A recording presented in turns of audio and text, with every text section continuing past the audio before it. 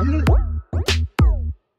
दोस्तों, स्वागत है आपका इस नए वीडियो में जिसमें आज हम देखने वाले कि व्हाट इज कंडीशनल स्टेटमेंट। तो देखिए कंडीशनल स्टेटमेंट क्या होती है प्रोग्रामिंग लैंग्वेजेस में, क्यों हम उसे इस्तेमाल करते हैं, तो इसी के बारे में आज हम जानने वाले थे। ये वीडियो लास्ट तक देखना, चैनल पे नए होंगे तो सब्सक्राइब भी कर देना क्योंकि ऐसे इंफॉर्मेटिव वीडियो आसान हिंदी में मैं आपके लिए लाता रहता हूं। चलिए देखते हैं कि कंडीशनल स्टेटमेंट आखिर हम क्यों इस्तेमाल करते हैं।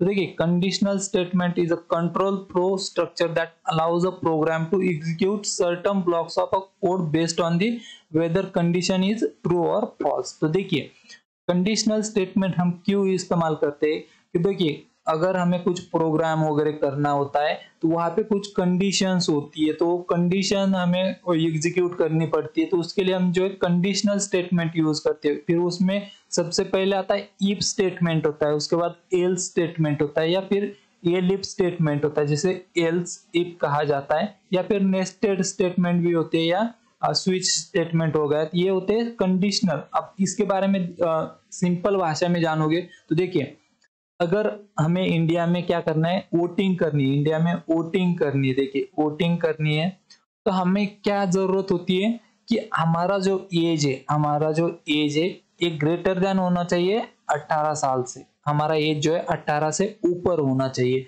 तो अगर हमें इस पे प्रोग्राम बनाना है कि अगर आप 18 से ऊपर है तो वहां पे प्रिंट होना चाहिए, वोटिंग कर सकते हो आप इस तरह से। और अगर जिसका एज जो है 18 से कम है तो उसमें जो है नो वोटिंग ऐसा प्रिंट करवाना है, हमें एक ऐसा प्रोग्राम बनाना है।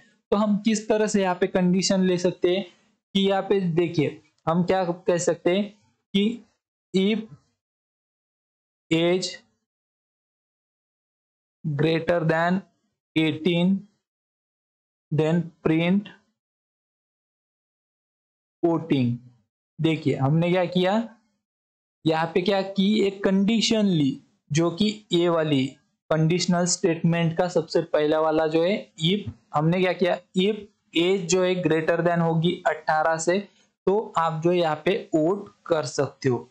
ये हो गया इफ स्टेटमेंट। हमने क्या किया, यहाँ पे कंडीशन चेक की, कंडीशन जो है यहाँ पे डिसीजन बनाया कि हमें जो है यहाँ पे वोटिंग के लिए इसे जाने देना है या नहीं। तो इस तरह से हमने किया। अब देखिए दूसरा पार्ट आता है एल्स पार्ट। अब देखिए हमने यहाँ पे क्या किया कि अगर आप 18 से ऊपर है तो आप वोट कर सकते हो, बट अगर आप नहीं हो तो हम क्या करते हैं, यहाँ पे एल्स लगाते। देखिए यहाँ पे एल्स लगाते, फिर क्या होगा, यहाँ पे हम डाल सकते हैं नो वोटिंग, मतलब यहाँ पे प्रिंट कर सकते हैं कि नो वोटिंग, आप वोटिंग नहीं कर सकते। तो इस तरह से एल्स पार्ट जो होता है हम यहाँ पे दिखाते हैं।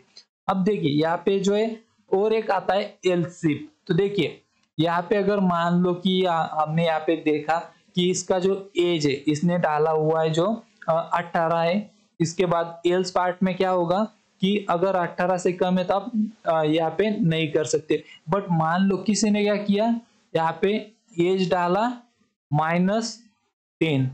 अब -10 ये तो कुछ एज वैलिड नहीं है, तो क्या होगा, हम यहाँ से लिख सकते हो यहाँ पे एल्स इफ। इसमें हम ऐसा भी डाल सकते हो कि अगर इसने वैलिड नहीं डाला, नो वैलिड एज, तो हम क्या कर सकते हैं, यहाँ पे अलग प्रिंट करवा सकते हैं कि आप जो है सही से यहाँ पे एज डालो, जो आपका एज है उसे वैलिड होना चाहिए। इस तरह से हम यहाँ पे एल्स पार्ट भी डाल सकते हो। अगर यहाँ पे क्या होता है, सबसे पहले एक कंडीशन चेक होती। देखिए अब हमने क्या किया था, एज ग्रेटर देन यहाँ पे 18 डाला था। अब ये ट्रू होगी तभी ये वाला पार्ट प्रिंट होता है, और अगर ये ट्रू नहीं हुई, मान लो फॉल्स होगी, तो ये वाला पार्ट जो है ये एग्जीक्यूट होता है। ये होता है कंडीशनल स्टेटमेंट। अब इसमें जो है एल्स इफ आता है, बहुत सारी चीजें होती है, वो हम आगे आने वाले वीडियो में देखने ही वाले।